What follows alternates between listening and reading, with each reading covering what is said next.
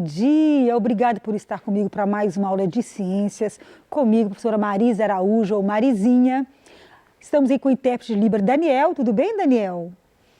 Hoje, o nosso assunto é genética. Nós já estudamos o núcleo celular, as divisões celulares, hereditariedade, né?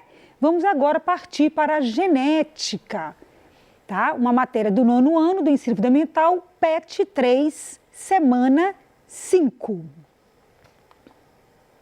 que queremos aprender na aula de hoje? Iremos discutir as ideias de Mendel sobre hereditariedade, que são fatores hereditários, segregação, gametas, fecundação, considerando-as para resolver problemas envolvendo a transmissão de características hereditárias em diferentes organismos. Mas, Marisa, o que é genética? Genética é a área da biologia que estuda os mecanismos da hereditariedade. O que é hereditariedade? Essa imagem aqui traz para você alguma ideia? Observem essa imagem. Nós estamos vendo o pai, a mãe e os filhos. Olha, aqui está mostrando um pai carregador, quer dizer, não afetado, aqui está falando de alguma anomalia, né? E uma mãe também aqui não afetada, e aqui surgindo os filhos, ou afetados ou não afetados, uma probabilidade aqui. E aqui está mostrando, olha, transferência aqui, tá vendo? De quê, gente? Cromossomos, material genético. Então, quando uma característica é hereditária, ela passa de pai para filho, para seus descendentes. Como que isso é transmitido? Lembra que nós vemos a formação dos gametas?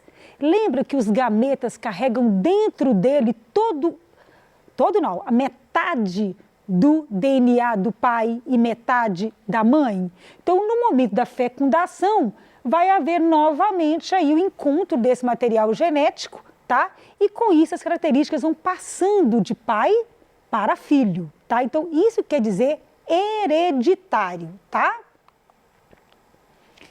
Bem, não posso começar a genética sem falar de Mendel.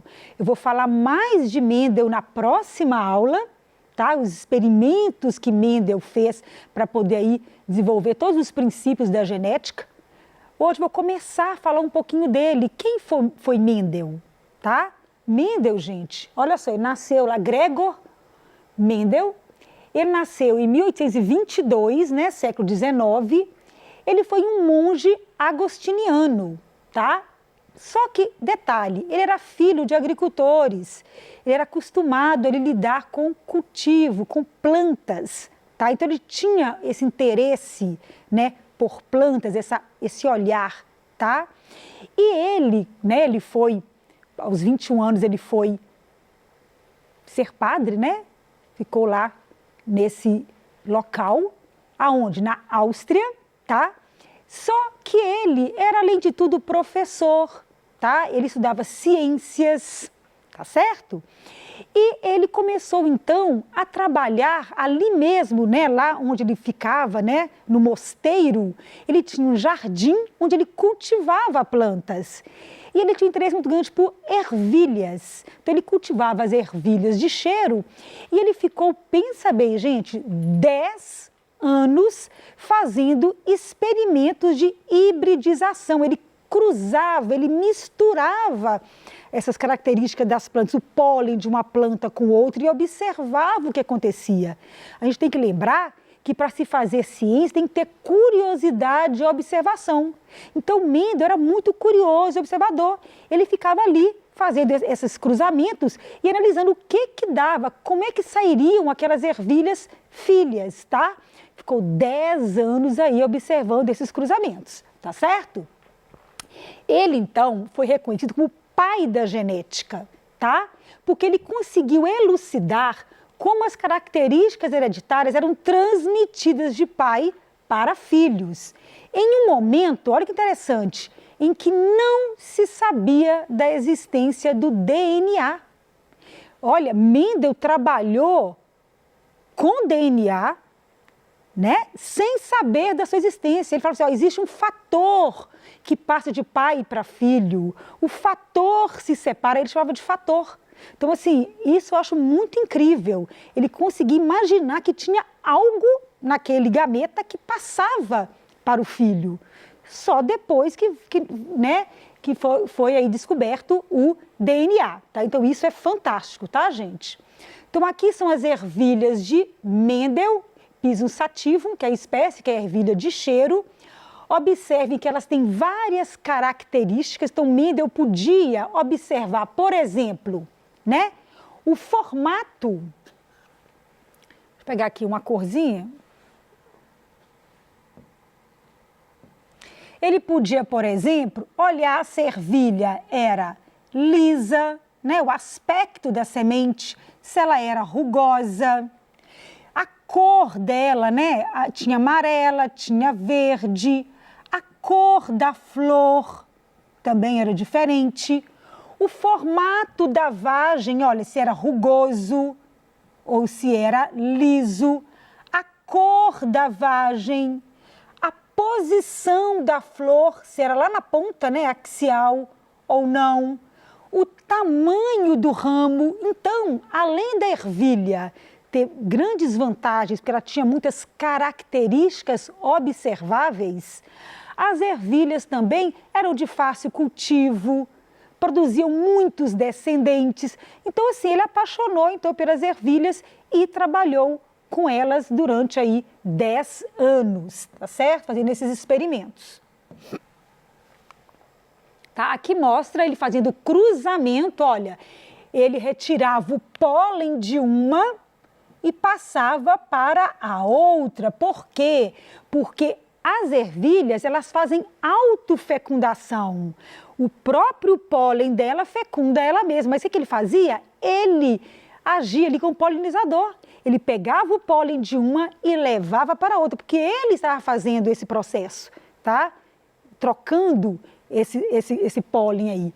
Então, Mendel fez esse trabalho. Eu vou dar mais detalhes das conclusões dele na próxima aula. Eu continuo explicando experimentos de Mendel, tá? Com as ervilhas, tá certo?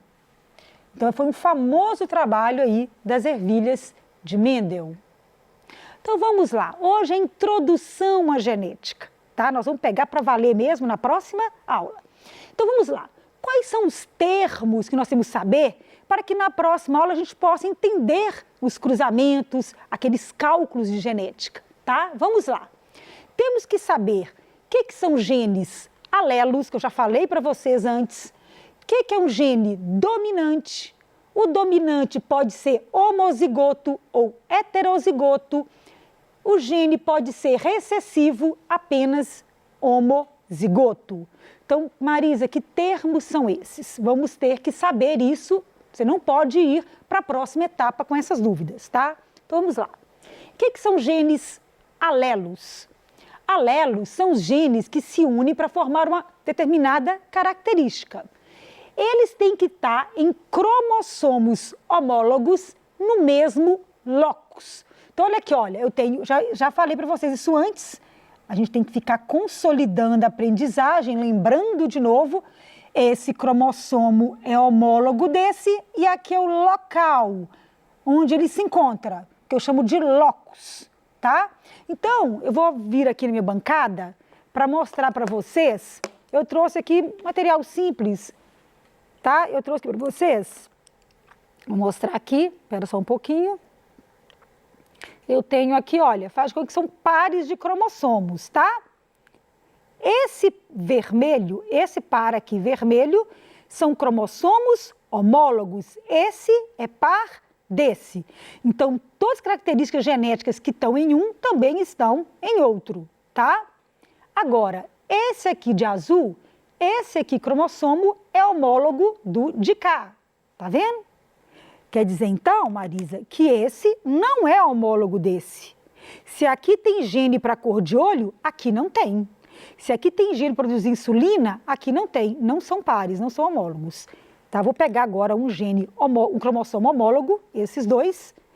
Vão ter vários pares de genes.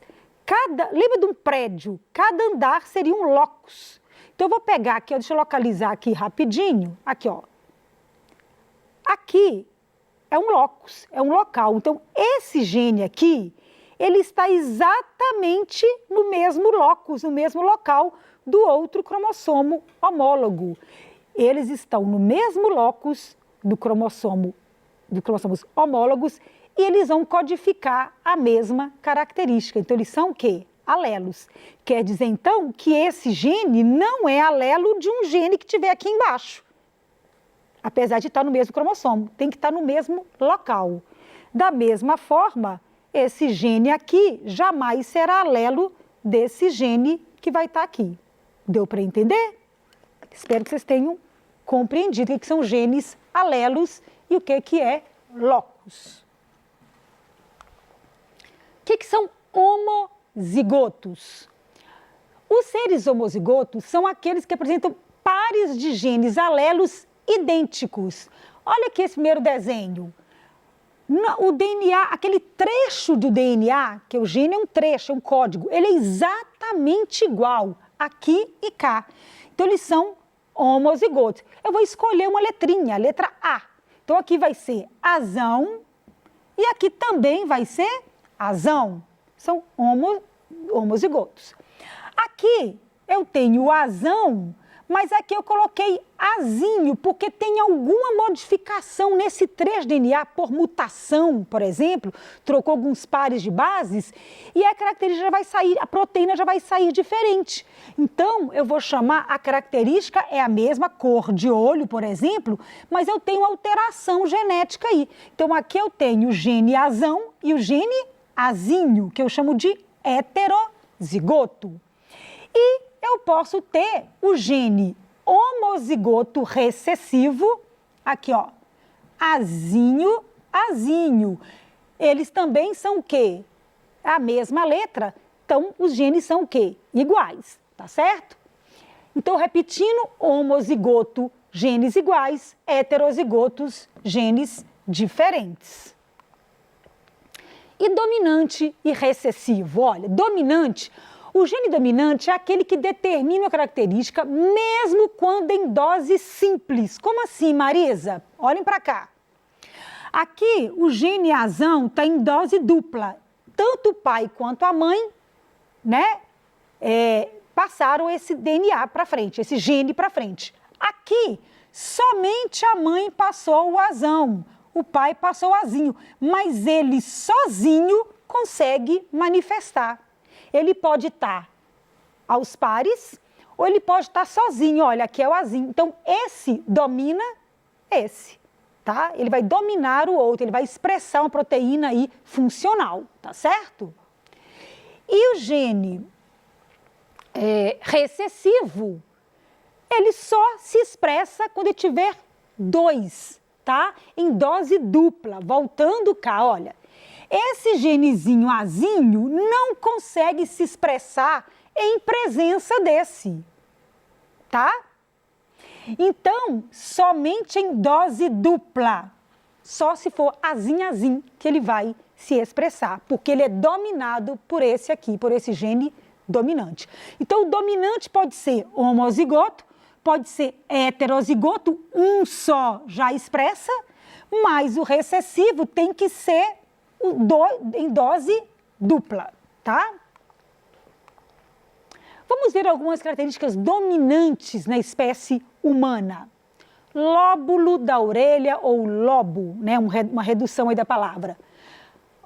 Podem observar a minha orelha, não sei se dá para ver aqui a câmera, ela é presa, tá, gente? Meu lobo aqui é preso, tá? Então, minha característica é recessiva, tá? O lóbulo solto, aqui, olha, livre, olha aqui, ó, está livre, é uma característica dominante, que está mostrando uma característica recessiva, ó, o lobo preso, tá? Eu chamaria aqui de azão, azão, ou azão, azinho, vou pegar a letra A, e aqui seria recessivo, azinho, azinho, por exemplo, tá?